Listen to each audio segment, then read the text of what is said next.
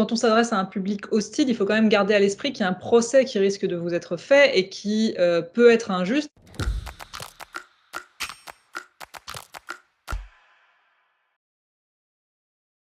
There is no problem we cannot solve.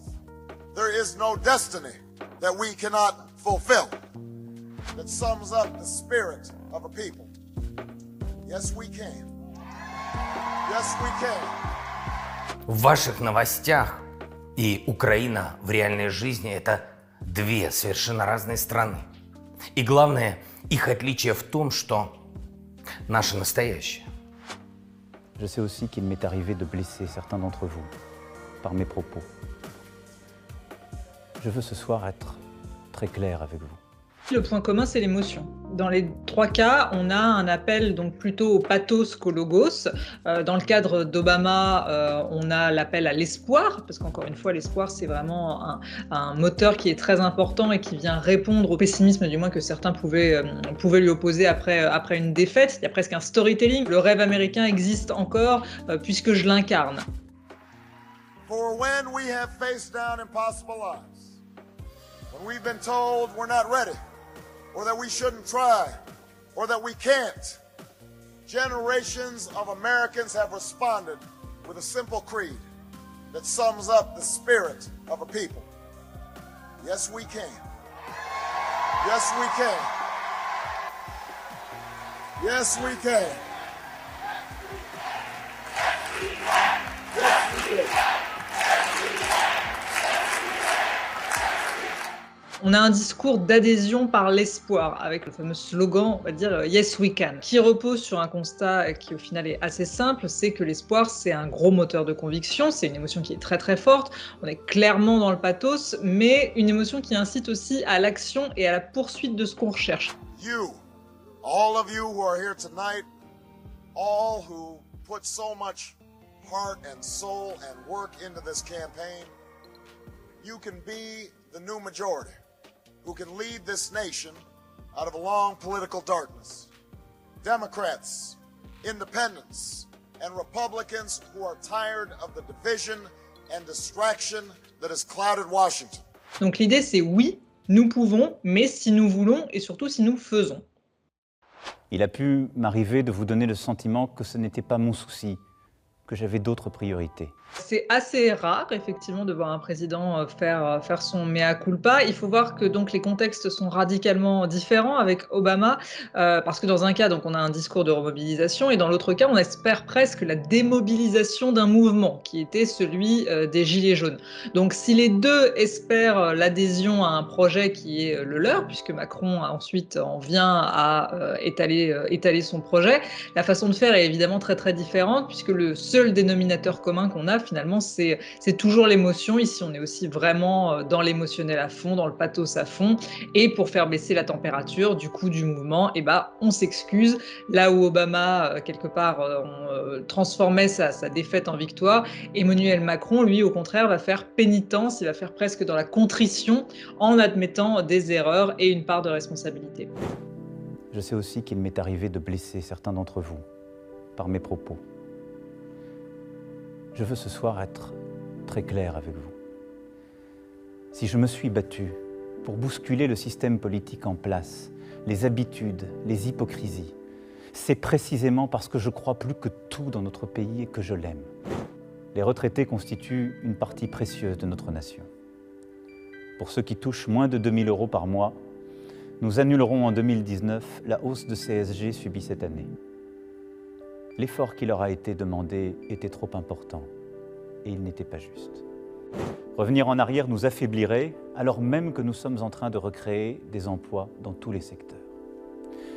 Cependant, le gouvernement et le Parlement devront aller plus loin pour mettre fin aux avantages indus et aux évasions fiscales.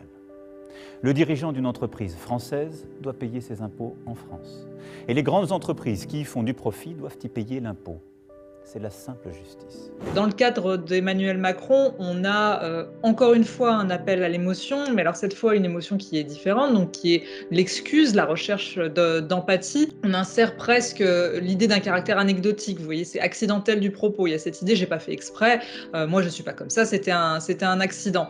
Et derrière, pour renforcer cette clémence, on essaye de prendre une idée qui est populaire au sein du mouvement des Gilets jaunes et pour les Français de manière générale, qui est un patron d'entreprise française doit payer ses impôts en France. Donc en fait, on essaye d'obtenir une adhésion en deux temps qui passe par l'excuse et ensuite par la reprise d'une idée populaire. Il faut voir quand même qu'il cible, à un moment donné, il parle des retraités, il cible quand même des pans de la population qui ont pu être heurtés par ses propos. Donc on est quand même dans un contexte, c'est-à-dire que on le voit bien aujourd'hui, Emmanuel Macron, il va pas à la télé tous les jours pour s'excuser à chaque fois que les gens ne sont pas contents.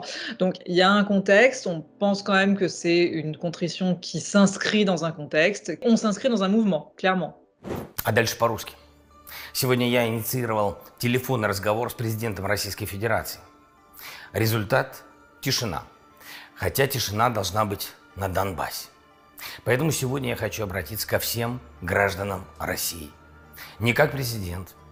Я обращаюсь к российским гражданам как гражданин Украины. Вам говорят, что это пламя принесет освобождение народу Украины.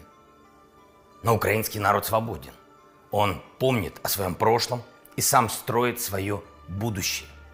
Строит, а не разрушает. Как рассказывают вам каждый день по телевизору. Украина в ваших новостях и Украина в реальной жизни – это две совершенно разные страны. И главное, их отличие в том, что наше настоящее. Alors ici, on a en fait un phénomène qui est la recherche de l'adhésion par l'identification. Ici, donc, Volodymyr Zelensky commence son discours en signalant qu'il va parler en russe, et parce qu'il s'adresse précisément au peuple russe. Et l'idée sous-jacente qu'il y a derrière, c'est certes, nous sommes différents, d'ailleurs il le dit dans son discours, mais nous avons plus en commun que ce que vous pensez.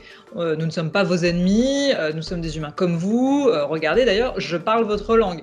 Et il y reviendra ensuite d'ailleurs en disant vous êtes nombreux à avoir des proches en Ukraine, vous êtes déjà venus visiter notre pays, vous nous connaissez, vous connaissez nos principes. Donc il y a vraiment une volonté de créer une adhésion par l'identification, qui est un procédé d'ailleurs qu'on retrouvera par la suite dans quasiment tous ses discours au Parlement. Il essaiera toujours de coller au plus près des exemples qui parlent en fonction des pays auxquels il s'adresse, parce que c'est vrai qu'on a beaucoup plus de mal finalement à combattre ou à être indifférent à ce qui nous semble proche, plutôt qu'à ce qui nous semble complètement étranger.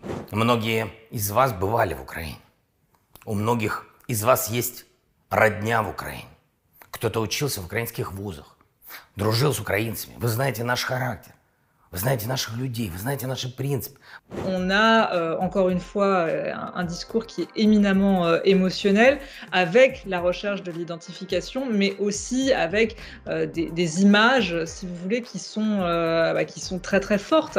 On essaye encore une fois de faire appel au pathos, parce que dans des cadres comme ça, c'est vrai que le logo, c'est toujours bien de le rappeler, mais ce qui va véritablement susciter l'adhésion derrière, c'est l'émotion, c'est le pathos. Le seul problème qui peut se poser, c'est que parfois, on va dire, les querelles de personnes dépassent les querelles d'idées.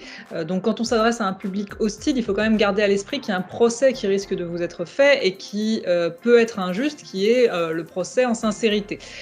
Donc il faut véritablement bien choisir ces exemples, essayer de ne pas en faire trop, parce que sinon vous avez un procès en insincérité qui va être fait, et de véritablement gérer le juste milieu pour aller dans l'émotion qui fait mouche, qui touche, et aussi un peu de logos derrière pour appuyer cette émotion et pas forcément faire celui qui a voulu faire pleurer dans les chaumières.